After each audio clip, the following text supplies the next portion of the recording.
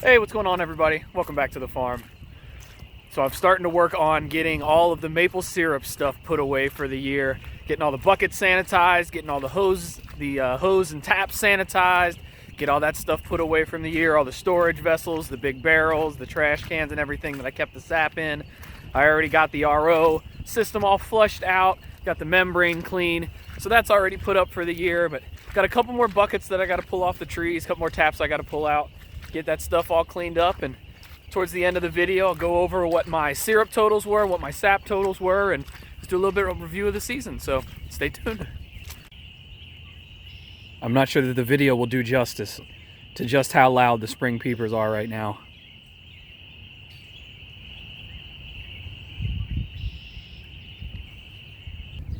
And today, modeling the latest fashion trend, springtime in Cincinnati, we got the rubber boots, the swimming trunks, and the raincoat. Nothing but the best at Shinata Farm.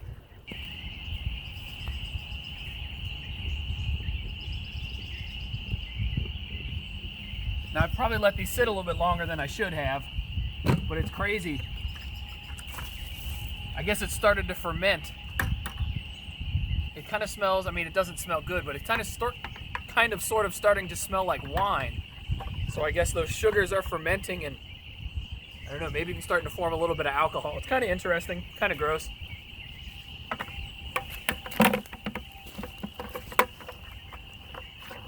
So I'm just going to get these last couple of buckets and taps pulled out of the trees. I am just going to use a little simple bleach solution and probably a little bit of Dawn soap to get these all cleaned out and sanitized, get them ready to put up for next year. If you watch my channel, you've already been subjected to one video of me scrubbing buckets, so I won't force you guys to sit through that again. We'll catch you guys a little bit back in the Sugar Chateau. Well, we've jumped over 2 weeks into the future. The world has kind of gone a little bit crazy over the last couple of weeks. I haven't really had the time to sit down and finish up this syrup video, but I do this evening, so I'm going to go ahead and run through a bunch of numbers really quick. If you have any questions about it, leave them down in the comments for me, but I'm going to zip through a bunch of this info real quick, so try to digest it as I go through it. So on February 2nd, I did my first boil. It was 12.5 gallons of sap. Boiled that down to about 1.5 gallons of syrup. Then a week later on the 9th, I did another 13.5 gallons. That was about another 1.5 gallons. I wasn't really happy with either of those. They both ended up being pretty thin. I didn't really like the consistency of them, so I combined both of those and boiled them some more and finished with just over 2 gallons. So took those 3 gallons and got about almost, probably a little bit less, but almost about another gallon of water out of it and brought it down to about 2 gallons of finished syrup. Then after that, the run really started to get going. On February 11th, I boiled 56.5 gallons, and that was about 1.75 gallons of finished syrup. On February 15th, the sugar content went way up. I got 37.5 gallons of syrup, and that yielded about 2.5 gallons of syrup. So 37.5 gallons of sap yielded almost 2.5 gallons of syrup. So the sugar content really went up that week. Then on the 18th of February was when I got my reverse osmosis set up. I had 90 gallons of sap that week. I RO'd it and ended up with right at about 3 gallons of syrup. So the sugar content was still way up later on in that week. On the 20th, all I have written down was big boil. I didn't write anything down. No sugar content, no sap volume, and no finished syrup volume. So don't really remember what happened then. On the 23rd, sugar content was still up over 3%. 65 gallons of sap turned into right at about 2 gallons of syrup.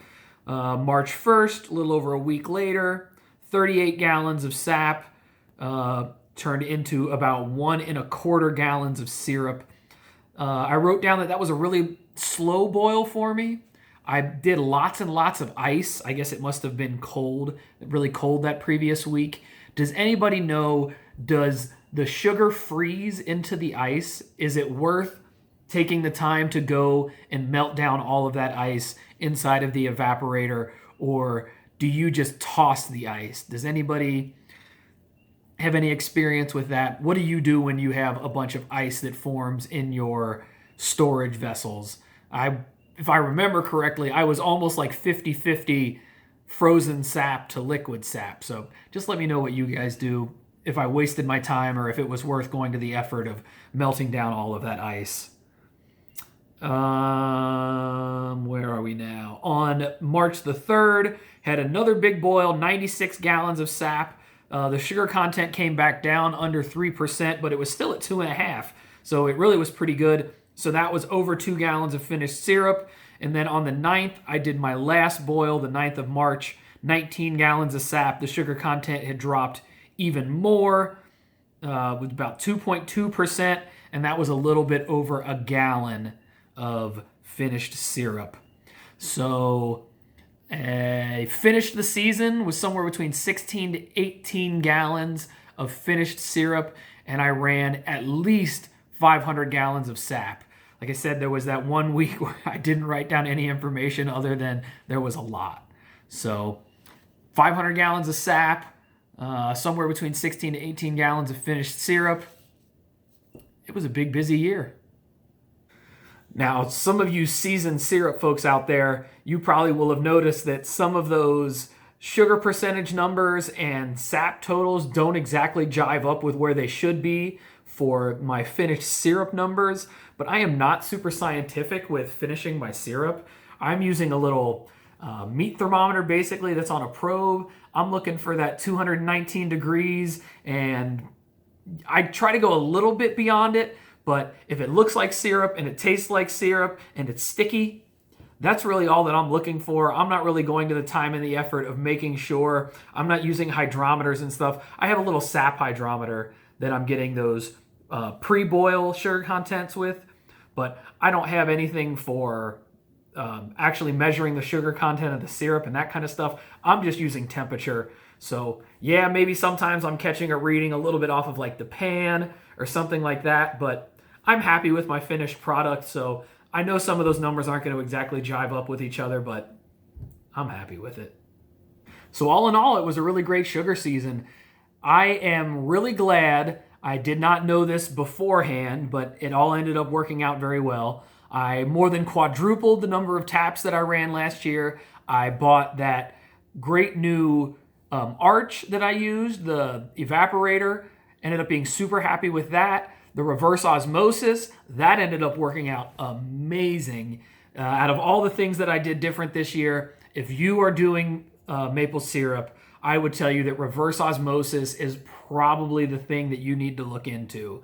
Whether you go the RO bucket route and go for that like name brand pre-packaged thing like I did, or you try to source it through like an aquarium company or something like that, whatever it is, if you're at that tipping point where you're trying to up your production and time is starting to become an issue, reverse osmosis is the way to go. And I didn't even really take full advantage of how much time and effort it could have saved me. I was only running my stuff through at one time, whereas I could have been super concentrating it and just keep running it over and over and over again through the reverse osmosis and really concentrating it down. That's a conversation for another day, but definitely will be doing that next year. So I was super fortunate that all of those things that I did this year all worked out very, very well for me. And I guess the last thing that I was super fortunate with was here in Ohio, the sugar contents were just through the roof for most of the season. And it even was getting up into like the mid to upper threes at certain points. So super fortunate with that as well, because that ended up giving me super high yields at the syrup end of things. If you have any questions, be sure to leave them down in the comments for me. Love interacting with you guys. Love all the comments and everything that you guys always leave for me. So if you got any of those, leave them down there for me. Smash that like button if you enjoyed the video. And until next time, y'all, we'll see you.